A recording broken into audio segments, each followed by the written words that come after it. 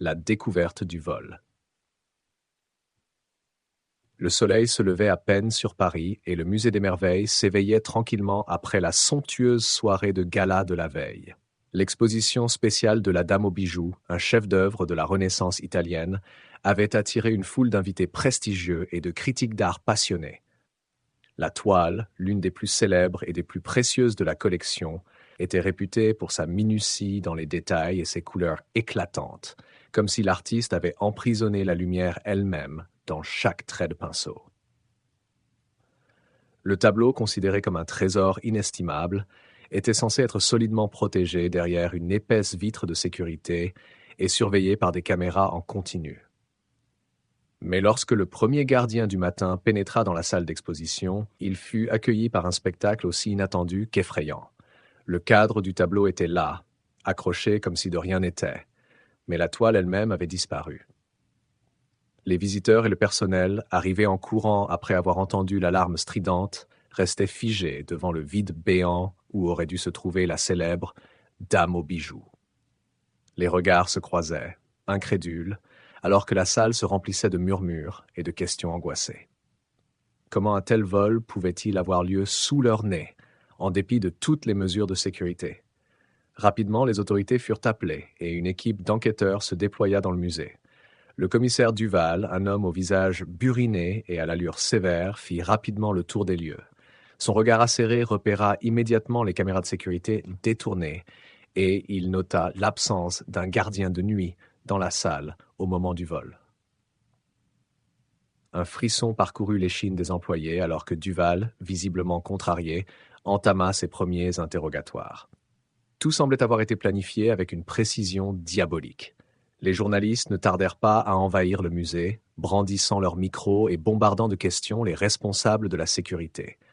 La rumeur se répandait comme une traînée de poudre. Un vol audacieux, exécuté avec une expertise indéniable. Le musée, auparavant symbole de grandeur et de prestige, se trouvait désormais au cœur d'un scandale qui promettait de faire les gros titres. Au milieu de cette tempête, un jeune homme se fraya un chemin à travers la foule. Lucien Durand, un passionné d'art aux allures de détective amateur, observait la scène avec un intérêt grandissant. Pour lui, cet événement n'était pas seulement un mystère à résoudre, mais une occasion inespérée d'entrer dans le monde secret des œuvres d'art, un monde qu'il admirait depuis toujours. L'enquête et l'impasse des autorités. Les premiers jours de l'enquête furent tumultueux. Commissaire Duval, avec son équipe, passa au crible chaque recoin du musée, interrogea le personnel et analysa les images des caméras de surveillance. Pourtant, malgré tous leurs efforts, l'enquête semblait dans une impasse. Les indices étaient étrangement absents. Pas d'empreintes, pas de témoins, pas même une trace laissée par le voleur. C'était comme si le tableau s'était évaporé. Le commissaire, un homme pourtant réputé pour sa perspicacité, n'avait jamais vu une affaire aussi déconcertante. De plus, la pression des médias devenait insoutenable, les journalistes guettant la moindre information pour la transformer en gros titres. C'est alors que Lucien, fasciné par la complexité du vol, décida de mener sa propre enquête. Il n'était pas un détective professionnel, mais sa passion pour l'art et les mystères lui donnait un certain flair. Son esprit analytique lui permettait de remarquer des détails que les autres semblaient ignorer. Tout en faisant mine de contempler les œuvres d'art exposées, il écoutait les discussions des visiteurs et du personnel, cherchant des indices ou des incohérences. Lucien était convaincu que ce vol ne pouvait pas être l'œuvre d'un voleur ordinaire. Il s'agissait d'un crime exécuté avec une précision presque artistique, et cela le fascinait. Un soir, alors qu'il dînait avec sa petite amie Clara dans un petit café de Montmartre, il partagea ses pensées à voix haute. « Tu penses sérieusement pouvoir résoudre cette affaire ?» demanda Clara, un sourire mi-amusé, mi-inquiet aux lèvres. Lucien haussa les épaules. « Peut-être. Ce vol, c'est une œuvre en soi. Il n'y a pas eu de violence, pas de casse. » Quelqu'un a pris le tableau avec une telle délicatesse, comme s'il s'agissait de leur propre création. Clara leva les yeux au ciel. « Tu es incorrigible. Toujours à chercher des mystères là où il n'y en a pas. »« Mais si, » répliqua Lucien, l'excitation grandissant dans sa voix. « Ce vol n'est pas banal. Je suis persuadé qu'il y a quelque chose de plus. Il y a une semaine, j'ai lu un article sur un artiste qui recrée des copies parfaites de tableaux célèbres. Il les remplace dans les musées sans que personne ne s'en aperçoive. Tu imagines? Et si c'était lui? Cette idée ne tarda pas à obséder Lucien. Dès le lendemain, il se plongea dans ses recherches, écumant les archives de journaux et les articles en ligne. Il découvrit qu'un artiste mystérieux, connu pour ses talents en reproduction d'art, était soupçonné d'avoir déjà remplacé plusieurs œuvres originales par des copies dans des musées de renom. Son nom, un pseudonyme énigmatique, revenait fréquemment dans les cercles restreints du marché noir de l'art. Plus Lucien lisait, plus il se convainquait que cet artiste était lié au vol de la Dame aux bijoux. Pour lui, c'était plus qu'une simple hypothèse. C'était le début d'une piste qui le mènerait au cœur du mystère. L'hypothèse du faussaire. Armé de sa nouvelle théorie, Lucien se lança à la recherche de l'artiste faussaire.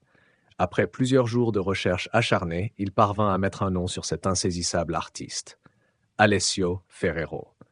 Ce peintre italien, retiré des cercles officiels depuis des années, était connu dans les milieux clandestins pour ses reproductions d'une précision déconcertante. À ce stade, Lucien n'avait aucune preuve concrète de l'implication d'Alessio dans le vol, mais ses instincts lui disaient qu'il était sur la bonne voie. Lucien réussit à obtenir l'adresse d'un atelier secret en banlieue parisienne, où Alessio était supposé travailler. En arrivant sur les lieux, un bâtiment délabré recouvert de graffitis, il sentit son cœur s'accélérer. L'atmosphère du lieu était lourde, imprégnée d'une odeur de peinture et de vernis, comme si des siècles d'art s'étaient accumulés dans ses murs. Après quelques minutes d'hésitation, il poussa la porte qui donnait sur l'intérieur sombre et encombré de toiles. « Je peux vous aider ?» La voix surgit de l'ombre, rauque et méfiante. Alessio Ferrero, avec son visage marqué par des années de nuits blanches et de passion artistique, fixait Lucien avec un regard perçant. « Je m'appelle Lucien. Je voulais simplement parler avec vous, » balbutia Lucien, mal à l'aise sous le regard intense du faussaire. Alessio haussa un sourcil et croisa les bras. « Parler de quoi? Vous n'êtes pas journaliste, j'espère. »« Non, je suis amateur d'art. En fait, je m'intéresse au vol de la Dame aux bijoux. Je pense que vous savez quelque chose. » Alessio laissa échapper un rire sec. « Vous pensez vraiment que j'aurais pris un tableau pour le voler? Je ne suis pas un voleur, je suis un créateur. Ceux qui volent ne comprennent rien à l'art. » Lucie sentit une frustration naître en lui, mais il décida de ne pas insister. Au lieu de cela, il chercha à comprendre les motivations profondes d'Alessio. Au fil de leur conversation, il découvrit que le faussaire considérait la copie d'une œuvre comme un hommage, une manière de prouver qu'il pouvait égaler, voire surpasser les maîtres du passé.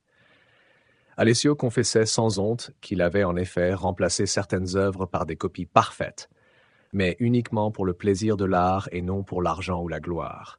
« Alors pourquoi menez-vous cette double vie ?» demanda Lucien, sincèrement intrigué. « Pour moi, chaque tableau est un défi, une tentative de capter l'essence même de l'original.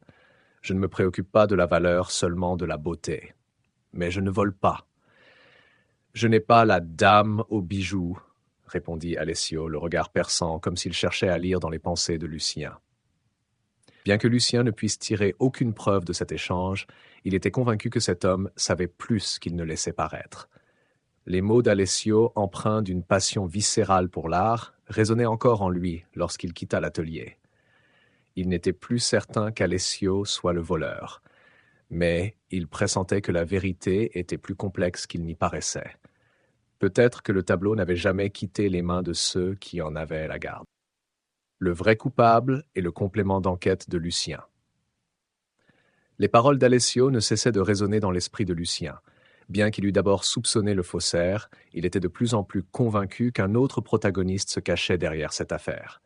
C'est alors qu'un détail lui revint en mémoire. L'attitude étrange du directeur du musée Henri Morel le soir du gala. Il avait paru tendu, comme préoccupé par quelque chose d'invisible. Intrigué, Lucien décida d'en savoir plus sur cet homme discret mais influent. Il fit des recherches approfondies et découvrit rapidement que Morel avait accumulé d'importantes dettes de jeu, un secret que peu de personnes connaissaient. Lucien s'arrangea pour rencontrer un vieil ami qui travaillait dans les finances du musée. Ils se retrouvèrent dans un petit bar discret, à l'abri des regards. « Écoute, Paul, je suis presque sûr que Morel cache quelque chose de sérieux, » dit Lucien d'une voix basse, tout en jouant nerveusement avec son verre. Paul hocha la tête et lança un regard prudent autour d'eux. « Tu n'es pas le premier à le dire. Le musée a connu des pertes soudaines, mais personne n'ose poser de questions. Et tu sais quoi? Morel est un habitué des cercles de jeu clandestins. » Lucien se redressa, les yeux brillants. Si c'est le cas, il se pourrait qu'il ait organisé ce vol pour se renflouer. Paul secoua la tête, dubitatif. Ce serait risqué. Mais oui, il y a des rumeurs. Lucien décida alors d'explorer cette piste. Ses soupçons s'amplifièrent lorsqu'il remarqua que Morel avait soudainement quitté la ville peu après le vol, soi-disant pour des raisons de santé. Pourtant, d'après les informations qu'il avait glanées, Morel semblait plutôt en bonne forme. Lucien en était convaincu. Ce départ précipité était une tentative pour échapper au regard inquisiteur. Les nuits suivantes, il planifia son incursion dans la maison du directeur, située dans un quartier cossu à la périphérie de Paris. Une nuit, Lucien s'introduisit discrètement dans la demeure en l'absence de Morel. Il fouilla méthodiquement la maison, à la recherche d'une preuve de la dissimulation du tableau. Dans le bureau du directeur, caché derrière une armoire, il découvrit une porte dérobée qui menait à une pièce minuscule, verrouillée par un système de sécurité complexe. Après plusieurs minutes de tâtonnement, il parvint à déverrouiller la porte et tomba face à face avec la dame aux bijoux. Le tableau, intact, reposait là, protégé derrière une vitre blindée, bien à l'abri des regards. Les mains tremblantes, Lucien sentit un mélange d'euphorie et de rage l'envahir. Morel avait tout orchestré. Pour effacer sa dette de jeu, il avait dissimulé le tableau, comptant peut-être le revendre plus tard à un collectionneur discret. En quittant la maison, Lucien savait que sa prochaine étape serait de confondre le directeur devant la justice. Mais il se demandait encore s'il pourrait garder pour lui ce secret, ou s'il devrait tout révéler à la police. Le mystère, désormais résolu, laissait un goût amer dans la bouche de Lucien, qui prenait conscience de la corruption dissimulée dans les hautes sphères qu'il admirait autrefois. La révélation et la confrontation finale. Le lendemain matin, Lucien retourna au musée, bien décidé à confronter Henri Morel. Après un bref échange tendu avec la secrétaire, il pénétra dans le bureau du directeur, qui feignait un air détendu. Le silence dans la pièce était lourd. Morel, assis derrière son imposant bureau, leva les yeux, surpris par l'audace de Lucien. « Qu'est-ce que vous faites ici, Lucien » demanda Morel, visiblement agacé. « J'ai retrouvé le tableau, monsieur Morel, » répondit Lucien d'un ton calme, mais chargé de reproches. « Et je sais tout. » Le visage de Morel blêmit. Il tenta de se ressaisir, mais ses mains trahissaient son agitation. « Vous ne savez rien, » murmura-t-il, le regard fuyant. « Ne jouez pas avec moi. Vous avez orchestré le vol pour couvrir vos dettes de jeu. Vous comptiez sans doute le vendre à un acheteur privé, loin de tout soupçon. Mais votre plan a échoué, et maintenant, vous allez devoir en payer le prix. » Lucien croisa les bras, déterminé à obtenir des aveux. Après un long silence, Morel soupira, abattu. « Très bien, » admit-il, la voix brisée. « J'avais besoin de cet argent, et vite. Le tableau, pour moi, c'était un billet de sortie, la seule chose qui me restait avant que tout s'écroule. » Ses yeux, autrefois vifs, semblaient ternis par la résignation. J'étais prêt à tout pour éviter la ruine, même à sacrifier l'honneur de ce musée.